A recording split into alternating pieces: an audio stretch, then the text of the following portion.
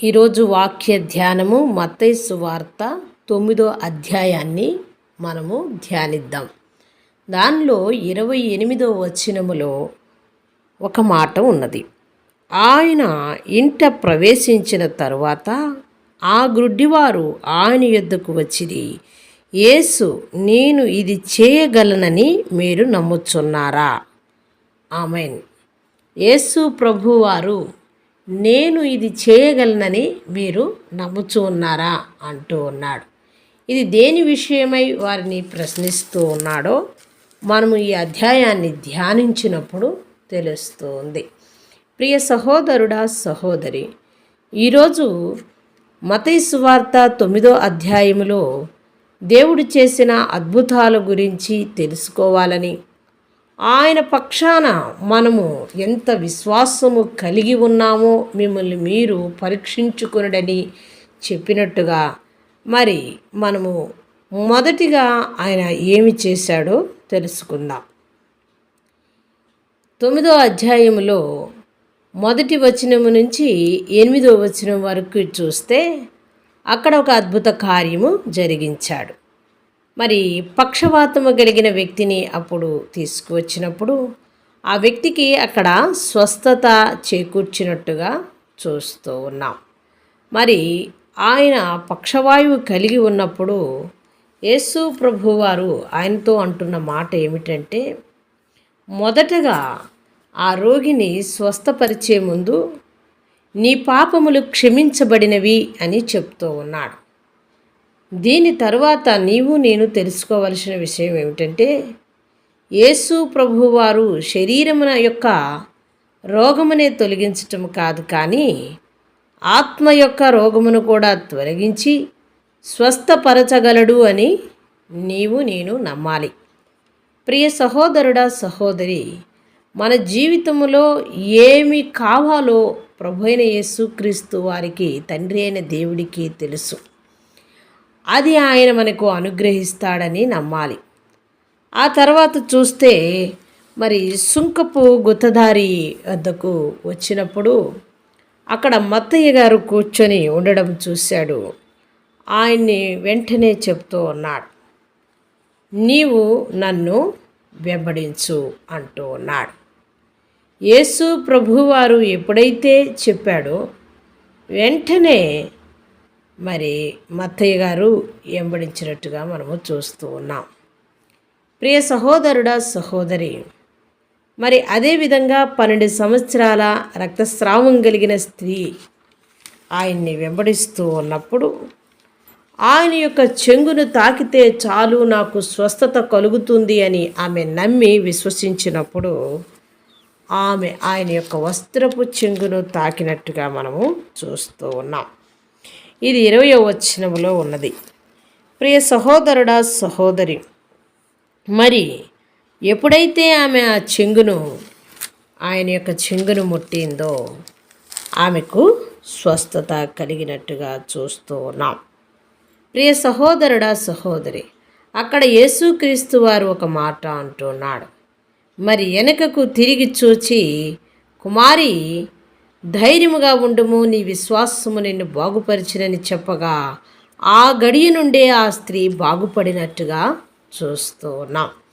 ప్రియ సహోదరుడా, సహోదరి, నీవు నేను కూడా చేయవలసింది ఏమిటంటే విశ్వాసము కలిగి ఆయన వైపు చూస్తూ ప్రార్థించేవారిగా ఉండాలి.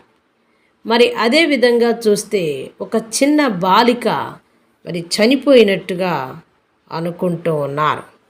అప్పుడు ఆయన ఆ మాట వినగానే వెంటనే మరి ఆ చిన్నది నిద్రిస్తుందని చెప్పి, మీరు ఎవ్వరూ కూడా ఆమె చనిపోయిందని అనుకోవద్దు, ఆమె నిద్రిస్తుందని చెప్పి ఆమెను అక్కడ లేపినట్టుగా మనము చూస్తూ ఉన్నాం.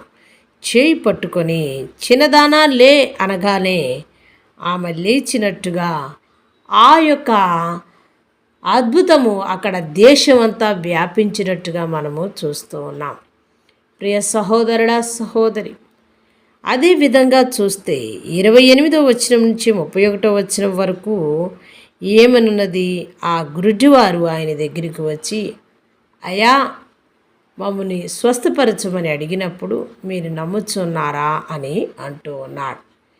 నేను ఇది చేయగలనని మీరు నమ్ముచూ ఉన్నారా అని బలముగా అంటున్నట్లుగా మనం చూస్తున్నాం. మరి విశ్వాసము మన జీవితంలో చాలా ప్రాధాన్యత ఉన్నదని ఇక్కడ తెలియచేస్తుంది. ఇక్కడ యేసు ప్రభు వారి యొక్క విశ్వాసాన్ని గ్రుడ్డివారు పరీక్షిస్తున్నట్టుగా అనిపిస్తుంది కదా. అందుకని ముందు మీరు నమ్ముతూ ఉన్నారా నేను చేయగలనని అని గట్టిగా అంటూ ఉన్నాడు. ప్రియ సహోదరుడా సహోదరి, నన్ను ఆయనే స్వస్థపరచగలడు కాబట్టి ఆ గుడ్డివారిని కూడా స్వస్థపరిచినప్పుడు ఈ కార్యాన్ని మరి ఎవరికి తెలియపరచొద్దు అని చెప్పినప్పుడు వారు ఆ దేశమంతటా ఆయన యొక్క కీర్తిని ప్రకటించినట్టుగా కూడా మనము చూస్తూ ఉన్నాం. ప్రియ సహోదరుడా సహోదరి, చివరిగా యేసు ఆ జన సమూహాన్ని చూచి మరి ప్రేమతో కరుణతో నిండిపోయి మరి వీరందరికీ కూడా మరి కాపరి కావాలని ఆలోచన చేసి ఆయన అంటున్న మాట ఏమిటంటే, కోత విస్తారముగానే ఉన్నది కానీ పనివారు కొద్దిమందే ఉన్నారు అని అక్కడ చెప్తూ ఉన్నాడు.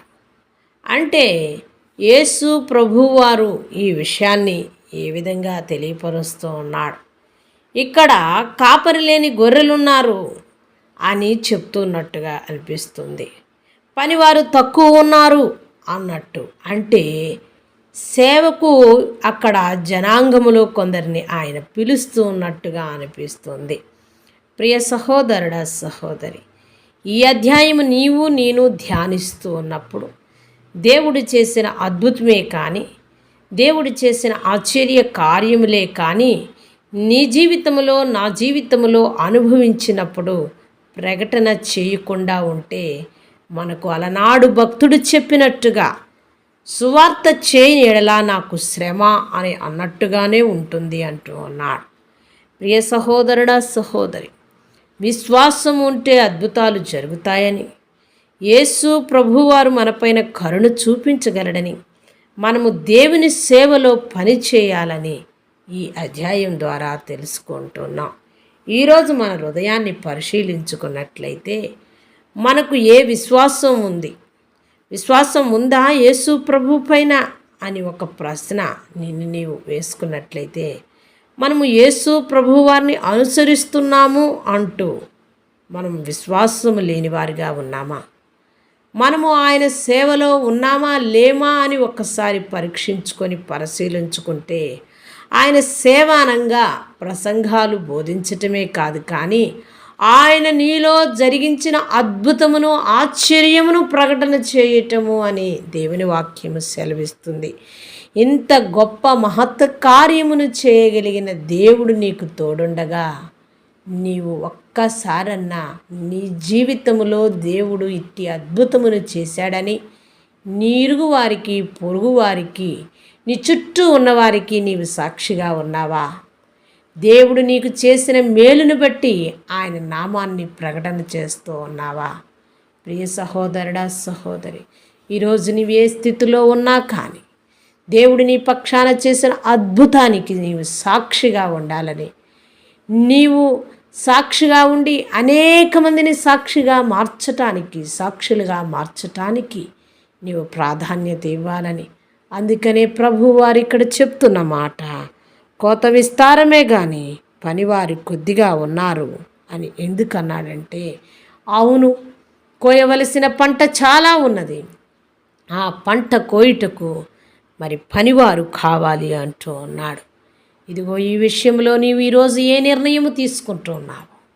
ప్రభు నామమును ప్రకటించుటకు, ఆయన నీ యొక్క కార్యములను ఏ విధంగా సఫలము చేశాడో ఆ విధంగా ప్రకటన చేయుటకు నీవు సిద్ధమైనట్లయితే ఈరోజే దేవునికి విధేయత చూపించి నీవు ఆయనతో నమ్మకముగా ఉండాలని ప్రార్థన చేసుకుందాం.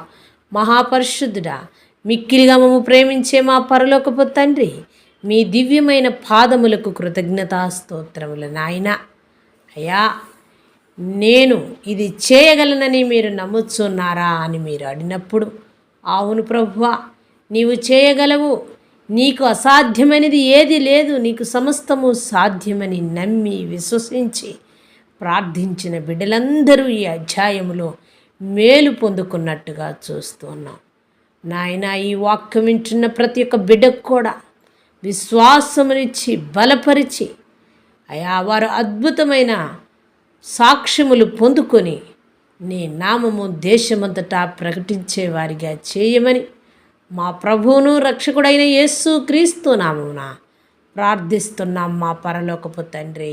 ఆమేన్.